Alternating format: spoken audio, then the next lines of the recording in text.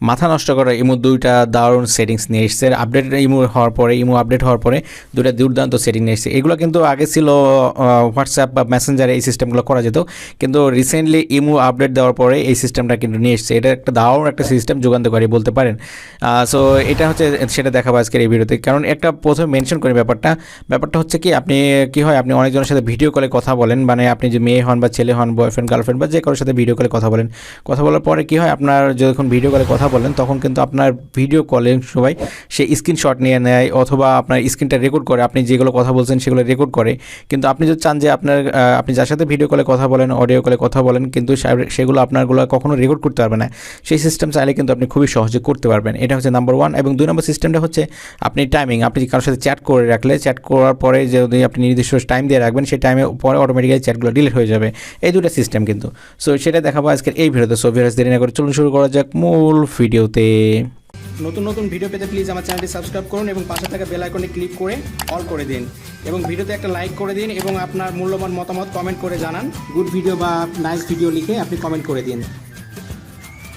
হ্যাঁ, এই কাজটা করার জন্য অবশ্যই তো আপনাকে ইমোতে যেতে হবে। আপনার ইমোতে চলে যাবেন, যাওয়ার পরে আপনি যার আইডিতে এটা করতে চান, প্রথমে সিস্টেমটা তার আইডিতে দেখাচ্ছি।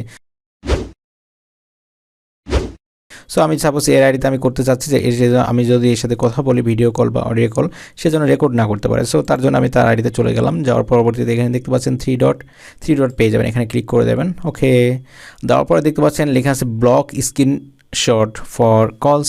সো এটা হচ্ছে সেই সিস্টেম। সো বুঝতে পারছেন।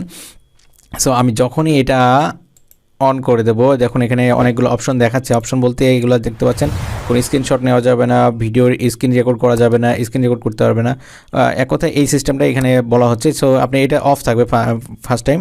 সো আপনাকে কাজ হচ্ছে জাস্ট এটা অন করে দেওয়া। দিলে কি হবে, এই আইডি থেকে কিন্তু কখনো আপনার ভিডিও রেকর্ড করতে পারবে না। আপনি যদি ভিডিও কলে কথা বলেন বা অডিও কলে কথা বলেন বা এই সব কোনো চ্যাটগুলো কিন্তু স্ক্রিনশট নিতে পারবেন। এক কথা আপনার স্ক্রিনশট নেওয়াটা তার জন্য হারাম হয়ে গেল বলতে পারেন, মানে নিষিদ্ধ হয়ে গেল।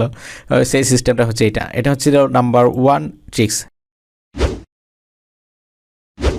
এবার দেখো নাম্বার 2 নম্বর সিস্টেমটা হচ্ছে আরও দুর্দান্ত সিস্টেম। সো তার জন্য আমি ইমোতে চলে যাচ্ছি। যাওয়ার পরে একটা ব্যাপারটা বলি, সাপোজ মনে করেন আপনি এর সাথে চ্যাট করেন, খুবই চ্যাট করেন, অডিও ভিডিও কলে কথা বলেন বা যে কোনো কিছু করেন আপনি, কিন্তু আপনি চান যে নির্দিষ্ট সময় পরে তার সাথে যা চ্যাট করা হয়েছে বা অডিও ভিডিও করার কথা বলা হয়েছে সেই হিস্টোরিগুলো থাকবে না, সমস্তগুলো ওর কাছ থেকে প্লাস আমার কাছ থেকে সমস্তগুলো ডিলিট হয়ে যাবে। সেটা কিন্তু করতে পারবেন খুব সহজে।